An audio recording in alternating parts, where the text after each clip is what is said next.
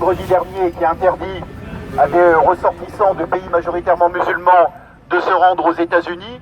Et nous voulions, à travers ce rassemblement que nous avons initié avec l'Union des étudiants juifs de France et qui est soutenu par de nombreuses organisations dont certaines diront un mot juste après, eh bien nous voulons marquer le coup pour dire qu'il n'est pas neutre pour nous qu'une démocratie comme les États-Unis soit aujourd'hui dirigée par un personnage qui prend des actes d'une extrême gravité, un personnage qui commence son mandat comme il a fini sa campagne, à savoir avec des accents populistes, avec des accents racistes, avec des accents de xénophobie et d'isolationnisme.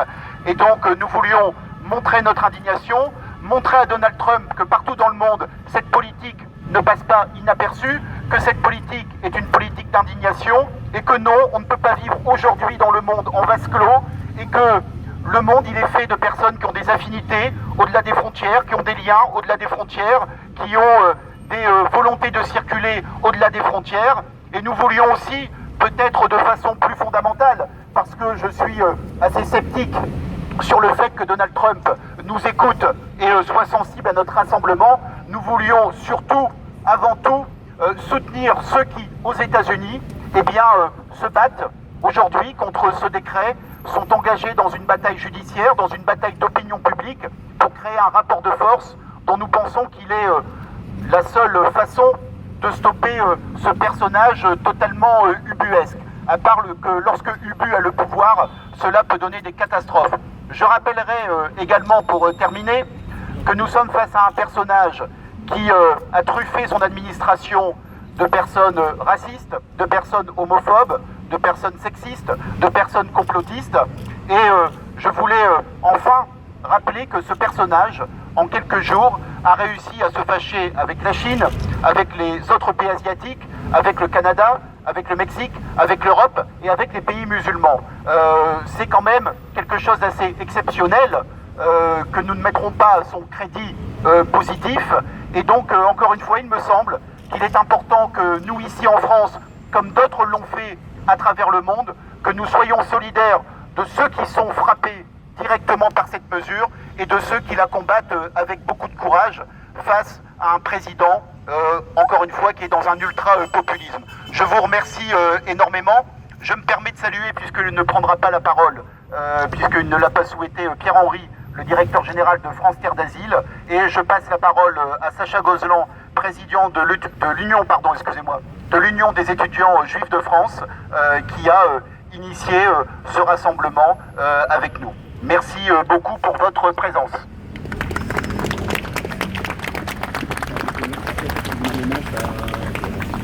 Normalement, ça lâche.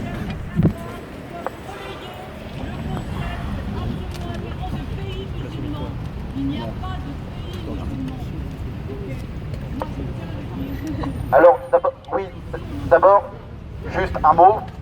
Comment dire, nous sommes ici pour des discours contre Donald Trump, donc si on pouvait éviter des polémiques qui n'ont pas lieu d'être. Par ailleurs, j'ai dit des pays majoritairement musulmans, et c'est d'ailleurs pour cela qu'ils ont été ciblés par Donald Trump, qui a dû se rendre compte de cette particularité. Bonsoir à tous. Si nous sommes réunis ce soir, place de la Madeleine, c'est pour dire notre refus de la peur. Pour dire que nous refusons un monde qui serait gouverné par la peur. Parce que depuis son entrée en fonction, le président des États-Unis, Donald Trump, ne prend que des mesures qui sont destinées à replier les États-Unis sur eux-mêmes.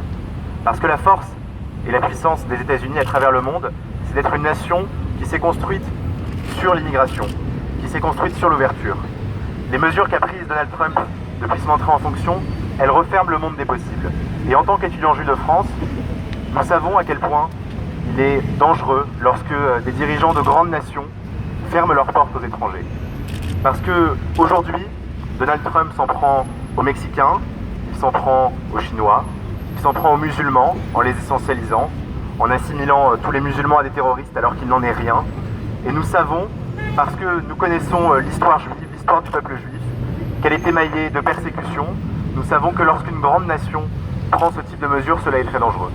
Donald Trump n'a pas seulement peur de l'étranger, il a peur des mots qu'il prononce lors de son discours qui était censé commémorer les 72 ans de la libération des camps d'Auschwitz-Birkenau. Il n'a prononcé ni le mot juif, ni le mot antisémitisme. Donald Trump a peur d'utiliser ces mots. Il en a peur parce qu'il est entouré, il a fait le choix d'être entouré de personnalités comme Steve Bannon, qui sont des complotistes, des suprémacistes blancs, des racistes et des antisémites. Et nous sommes là ce soir pour dire que nous refusons que les États-Unis plongent dans ce chaos. Nous refusons que les États-Unis soient gouvernés par des individus qui prônent la haine et le repli sur soi. Et nous savons qu'il faut parfois du courage et de l'audace pour accepter l'autre dans toute sa diversité, dans toute son altérité.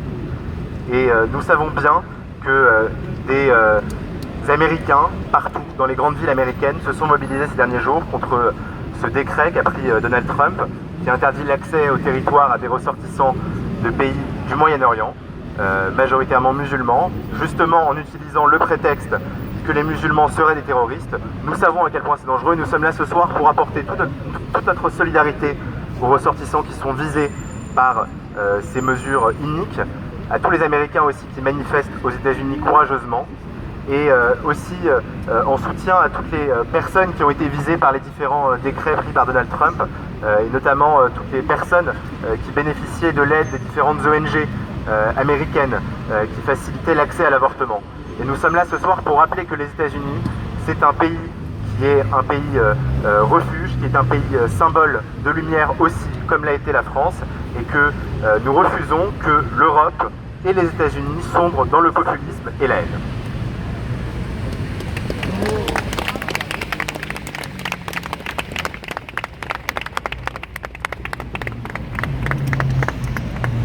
Alors, nous allons passer la parole au MRAP et la Fidèle se prépare et la CFDT aussi. Appuie là et tu parles très fort là. Pas très fort. Appuie, il faut appuyer. Là, non, là, sur ce bouton-là, il faut laisser appuyer. Oui, quelques mots, parce que je partage évidemment tout ce qui vient d'être dit précédemment.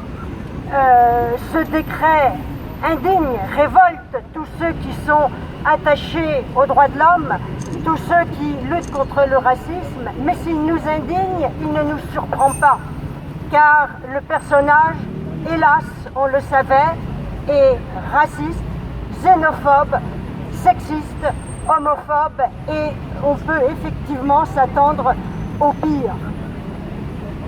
Cet amalgame honteux qu'il fait entre le terrorisme et les musulmans, d'abord, il faut rappeler que les musulmans sont dans le monde les premières victimes du terrorisme aveugle.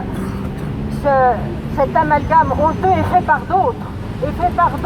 Et au Québec, si un attentat a été commis, l'auteur de l'attentat n'était pas musulman. Il dit s'être inspiré de Marine Le Pen après son voyage au Québec. Donc, pas étonnant que les responsables du Front National trouvent ce décret, applaudissent à deux mains le décret honteux qui vient d'être fait. Alors, soyons vigilants parce que, hélas, ce qui se passe aux États-Unis n'est pas isolé dans le monde. L'Autriche a frôlé de peu l'élection d'un fasciste. Le Front National prend des proportions inquiétantes. Donc, il faut absolument que nous soyons vigilants et soudés contre le racisme et la haine. Bonjour à tous, je suis Marouane, le porte-parole de la Fidèle, et aujourd'hui on a souhaité se joindre à cette mobilisation puisqu'on est complètement opposé à la politique de Trump, bien évidemment. Et en fait on pose un certain nombre de questions comme est-ce qu'aujourd'hui en fait Trump va continuer dans cette politique complètement folle.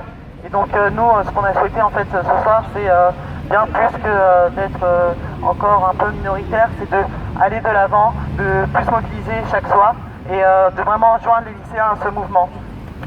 Par ailleurs, j'aimerais en fait, on disait qu'on se posait les questions, est-ce qu'aujourd'hui, par exemple, je sais pas, j'ai des amis musulmans, est-ce que par exemple, moi ça veut dire que je peux pas partir avec eux ailleurs, enfin je veux dire aux États-Unis. Et puis Ce qui est important aussi à souligner, c'est que l'extrême droite est aux portes du pouvoir et qu'on ne souhaite pas que de telles choses se produisent en France. Il est inacceptable. Et en mai, nous tous, nous lycéens, on sera dans la rue si Marine Le Pen passe au pouvoir. Évidemment, nous soutenons la mobilisation qui est une mobilisation avec les jeunes aux États-Unis. Merci bien. Arrive, qui annonce d'ores et déjà que ce sera très bref. Donc je passe la parole à Alain David de la LICRA. Merci. Oui, en général, on me reproche d'être un peu long, mais là, je vais être très bref parce que l'essentiel a été dit et continue à être dit par votre présence. Je voulais signaler, marquer la présence de la LICRA, marquer qu'on est avec ce rassemblement et au-delà de ce rassemblement, qu'on est avec cette lutte qui s'engage cette année, en ce début d'année, qui s'annonce à bien des égards terribles. On va avoir besoin de beaucoup de courage, de beaucoup de constance, de beaucoup de persévérance pour faire en sorte que ne triomphe pas le pire, c'est-à-dire la haine de l'autre homme. Rappeler qu'il est question de musulmans pour l'instant, mais il n'y a pas de musulmans, il n'y a pas de juifs, il n'y a pas de noirs, il n'y a pas de tout cela. Il y a le rapport à l'autre homme et cette parole qui nous inspire tous à la LICRA. Je suis de la couleur de ceux qu'on persécute. Est-ce qu'il y a d'autres organisations que j'aurais oubliées?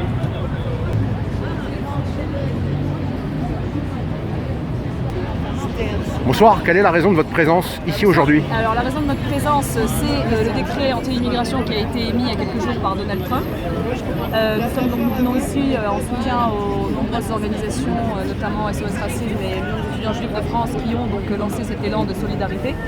Donc pour manifester et pour manifester notre soutien à l'ensemble des militants, notamment américains, qui se sont concernés par la cause et par justement cette mesure qui, en plus d'être humiliante et des plus discriminatoires à l'égard des réfugiés et de la majorité des musulmans. Depuis l'élection donc de Donald Trump, nous observons donc plusieurs mouvements de contestation à travers le monde. Quelle est votre pire crainte justement? Notre pire crainte, c'est que comme nous vivons dans un monde fait de mondialisation, d'un monde fait de personnes qui bougent et de mouvements, notre pire crainte, c'est que de tels mouvements s'exportent donc en France. Ah, je ne peux pas gueuler, désolé, j'ai la voix un peu...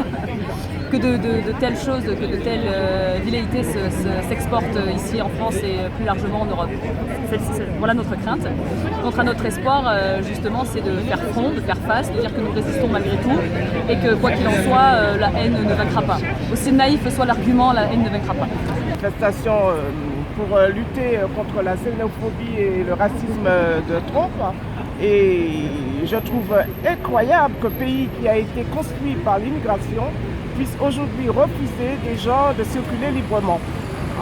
Donc, en quelque sorte, il est en train de nous construire un nouveau Hitler, en quelque sorte. Il est en train de sélectionner les gens comme sélectionnait jadis la bande du KKK. Donc, en fait, tout ce qui a été fait par Luther King a recommencé, en fait. Et ça nous inquiète beaucoup, d'autant plus que nous avons ici Marine Le Pen qui s'embranche dans les bras de Donald Trump pour nous imposer aussi pour la politique de Donald Trump. Donc c'est très inquiétant. Et on savait déjà d'avance lors des campagnes électorales que M. Trump était très lié aux gens antisémites, anti-noirs, très racistes, concernant les latinos. Là, il signe en plus des décrets au nom du peuple américain. Ça devient très grave pour le monde. Très grave. Je trouve que c'est une aberration totale. Après, c'est un point de vue personnel, mais dans tous les cas, je pense qu'on est tous là pour revendiquer cet état-là. Le mouvement de population est la première chose. La migration entre les populations, c'est ce qui fait évoluer un pays. C'est ce qui fait qu'on peut se solidariser, on peut être ensemble et avancer. C'est ce qui a créé l'Amérique. C'est ce qui a fait avancer l'Amérique et ce qui a fait devenir cette puissance mondiale première. Je pense que s'il interdit tout ça, il y aura une décadence forcément dans l'économie et dans la société, puisqu'on ne peut pas avancer en mettant des murs entre les populations, ce n'est pas possible. D'accord.